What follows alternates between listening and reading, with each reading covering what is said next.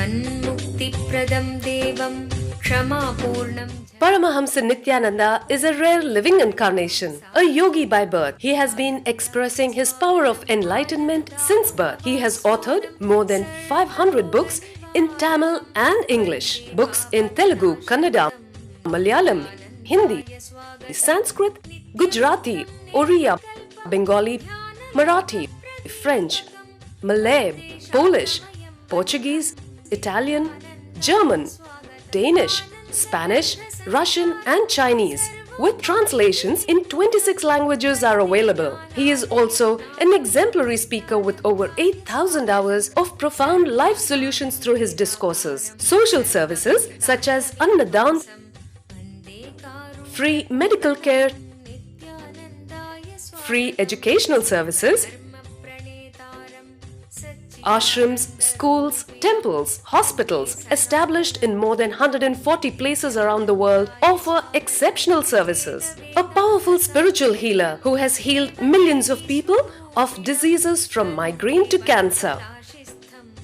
A Kriya Yogi who has formulated Kriyas for physical health and mental well-being benefiting thousands. A living master who offers practical solutions for our everyday problems. Having meditation centers in 151 countries including Bidadi, Tiruvannamalai, Rajapalyam, Salem, Hyderabad, Varanasi, Los Angeles, Ohio, Seattle, San Jose and Phoenix. He is the founder and spiritual head of Nityananda Dhyanapitham, a spiritual guru for 10 million followers, an incarnation who transmits the highest spiritual energy through initiation.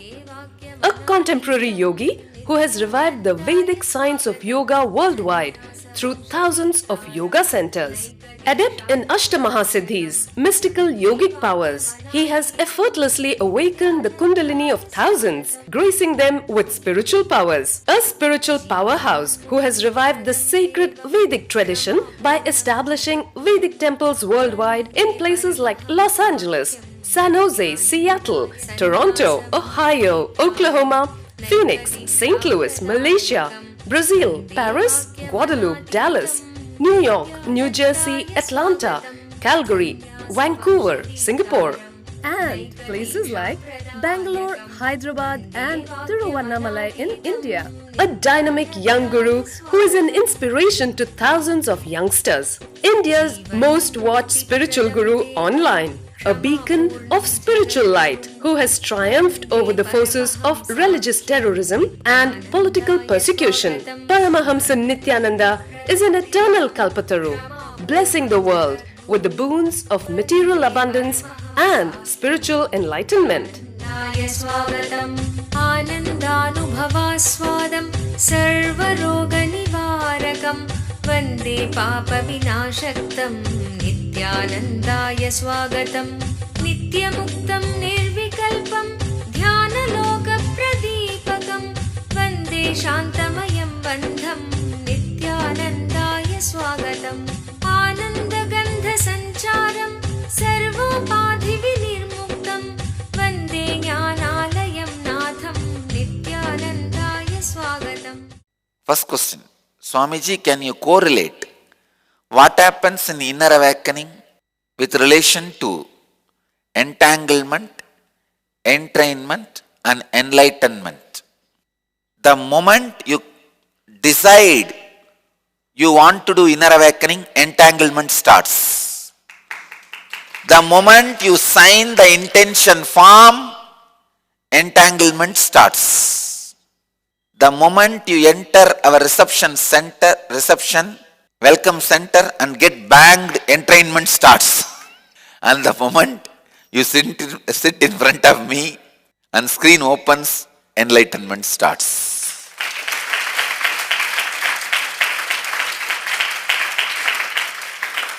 Understand? The moment you think you want to attend the inner awakening, entanglement starts, because immediately the connection. After that, making it into reality is my responsibility. Understand?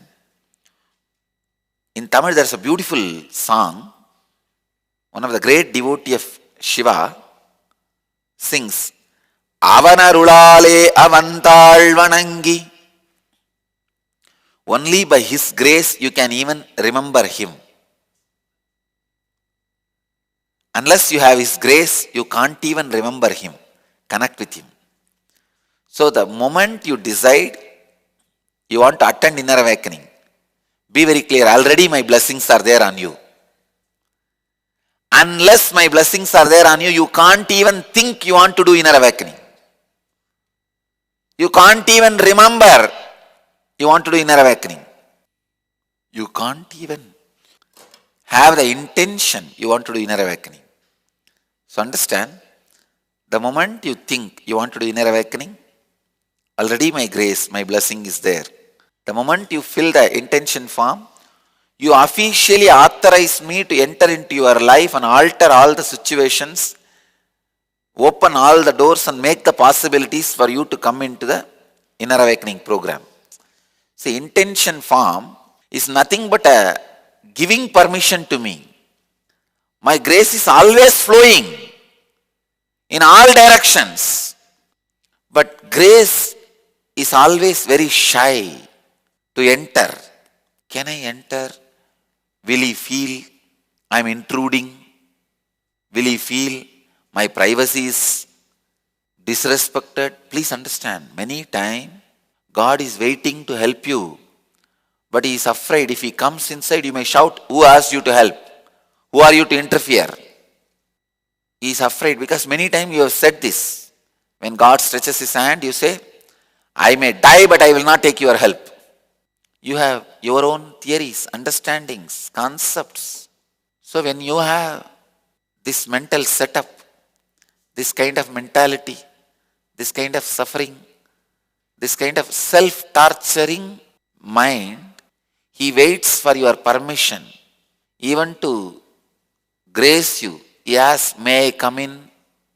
Intention form, signing the intention form is just saying, come in. Then grace just rushes so that he can alter all the situation and arrangements and make all the possibilities open.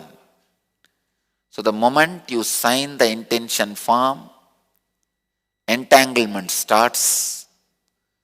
The moment you come to our welcome center and get banged, entrainment starts. And the moment you sit in front of me, enlightenment starts. One of the greatest speciality of Kailash is welcoming mood. Please understand, Kailash has no security. Only Vaikunta has security guards. Kailash has only welcome department. Bhutas, they don't have any company. They are waiting for people to come. The moment they come, all 20, 30 of them catch and sit around, and whatever little food they have in their teeth, they take it out and feed. They entertain, take care. And if that guy newcomer feels little bored, they say, no, wait, we will dance for you. No, Kailash has no security department. Please understand. Kailash has no gate, no dwara, no dwarbalaka.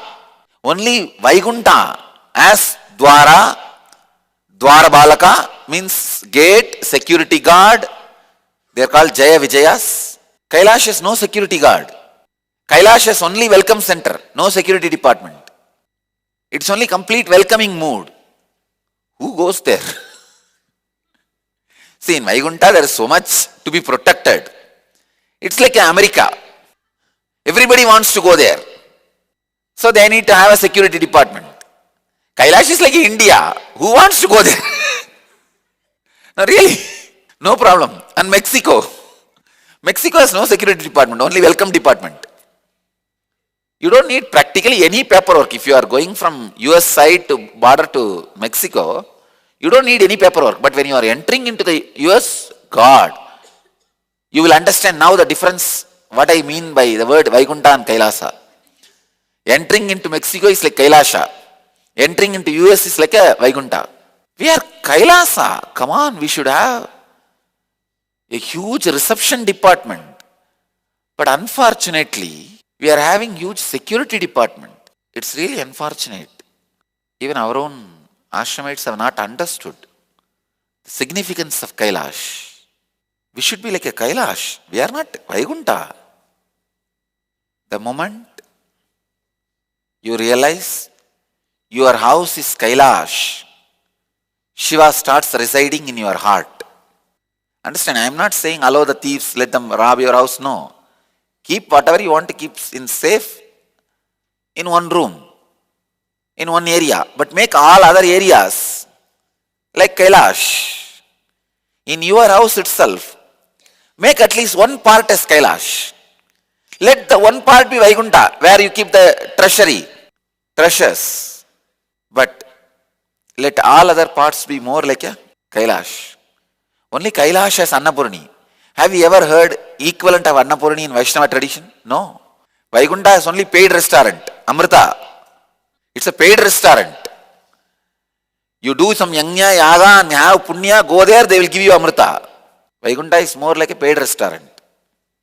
They don't have Annapurni concept.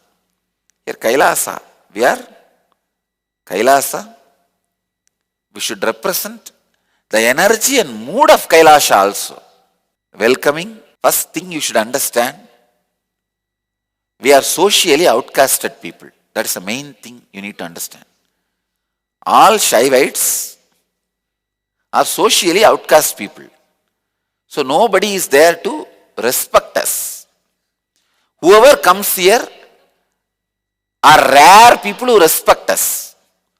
So you should receive them with that understanding. Shaivite means basically socially outcasted guys. And I already made it happen. Literally we are social outcast only now. Go with this mala anywhere, how people see you.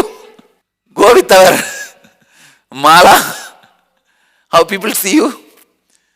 We are social outcasts now. So with this understanding, learn how to receive and respect people. All our ashrams represents Kailash. It does not represent Vaikunta. We may have Vishnu, but Vishnu has come to visit Kailash. But basically we represent the energy of Kailash. So it's very rare people come to Kailash. So you should receive them with a lot of love, care. As I said, Bhutas. The greatness of Bhutas is even if they have eaten no food, they will take it out from their mouth and feed. Don't say they are vomiting and feeding. No. It's a symbolic representation. Means they are ready to give even what they have. And they don't hold anything. There is no treasury in Kailash.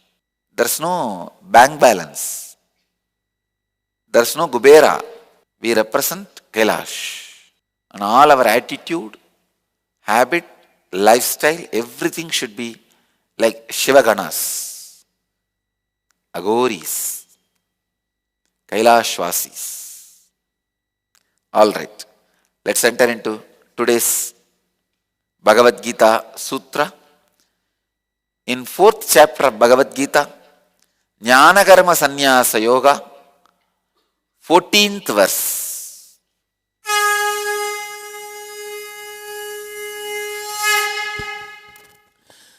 न मां कर्माणि लिम्पन्ति न मे कर्मफले स्पृहा इति मां योऽभिजानाति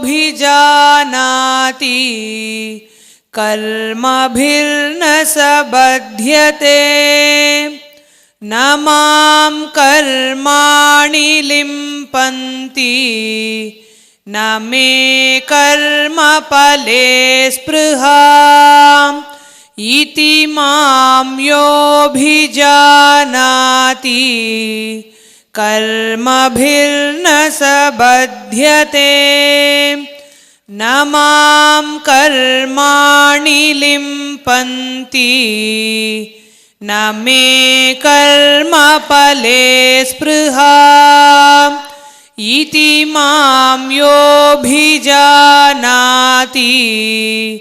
कर्मभिर्न स बध्यते न मां कर्माणि लिम्पन्ति Name karma bale spruha iti mam yaha abhijanati karma bihi na sa bhatyate. He who recognizes that the object of an action does not inflame me, nor do I yearn for the result of an action, does not get ensnared by the object of the action. He who recognizes that the object of an action does not inflame me, nor do I yearn for the result of an action, does not get ensnared by the object of the action. Namam karmani limpanti name karma bale spruha iti mam yaha abhijanati karma bihi na sa bhatyate. Namam karmani limpanti. He who recognizes that the object of an action does not inflame me, nor do I yearn for the result of an action, does not get ensnared by the object of the action. Bhagavan is very beautifully putting, he says, if you understand, I am in pure inner space, you will understand, you are also in pure inner space and you will liberate yourself. See, there are only two types of leaders in the world. One, if you become leader, he cannot be leader. Fight. The politics. In that field, even your own mentor, your own teacher becomes competitor for you. That is why all the mentors and teachers, they always keep their students one level low. At some point, if he catches your seat, you can't even get it back. That is one type. There is another one type of leader. Leader who is leader by constantly making everybody as a leader. There are some leaders who will be leader by never allowing anybody else to become a leader. Like politicians, business leaders. But there are some leaders who are leaders just by making more and more and more people leaders. Krishna is of that type. He says, when you understand, I am not affected by the object, nor by the result. I am not affected by the object of an action, nor by the result of the action. You will realize you are also not affected by the object of action or result of the action. I wanted to explain this word ensnared. How you are caught by the idea your life is suffering or confusion. I tell you, you don't understand. You are constantly standing up, that is why you are constantly falling. If you are not standing up, you will not be falling. You say, no, 100 times I fell. Fool, don't you see 101 times you stood up? If you have not stood up 101 times, you wouldn't have fallen 100 times. Means, if you don't have the inner space which automatically heals itself, you will not even be able to stand this whole torture or suffering called life. The moment you are able to stand, this proves your inner space has a capacity to hold. I tell you, your inner space has an automatic healing mechanism. Whether it is a body related or mind related, any hit, one night if you sleep and come out of the sleep, you are out. You are out of the problem. You are clear. Fortunately, you don't have memory power. That's the right word I'll use. Because all your hurt automatically is forgotten. You stand up again. Your innate system, you by the very nature you are built for again and again rejuvenating yourself. But when you start believing, again and again you are hit by life, you ensnare yourself. Ensnared by lies, ensnared by depression. I studied thousands of people and their minds were depressed. I tell you, 100% Everybody's depression is based on only one thought. If I get depressed, what will happen? No, really. Please understand. Honestly, I am telling you. With the responsibility, I am telling you. If you just remove one thought, if I get depressed, what will happen? You will not have depression. I promise. In those days, in India, when they want to build huge temples, to quarry the granite stone, they did not have a steel or iron tools. How did they quarry huge stone pieces? Without having hard iron or steel tools. How you know? They will make a small hole with the stone itself. On that hole, they will insert a piece of wood. After inserting the piece of wood, they will pour water on the wood. Wood will expand and crack the stone. They have a special wood. This cotton tree wood and all, cotton tree wood, drumstick, vegetable, that tree wood. These two woods, it will be only this size while they insert. After inserting, they will just pour water on that wood. The wood will imbibe so much water, it will just expand. In 2 days, it will crack the stone. That is the way they used to quarry stone. Just the water sucked by the wood can break the stone itself. Same way, one idea. Now we have a photograph of how they used to do this. Can you show in the NTV, ma? Please understand, this is the way. The center wood, they will insert the wood like that, and now they will pour the water continuously. The wood will expand and break the whole stone. You may think, how is it possible, such a small wood? That is the way they broke all the big stones and quarried. The water absorbed by the tree becomes death for the stone. Same way, only one idea you observe. If I get depressed, what will happen? Is the water absorbed by the wood to bring death to your whole mind and your life. Just avoid that one word, one idea. What will happen if I fall into depression? Drop the anxiety of anxiety, fear of fear, depression of depression. You are saved.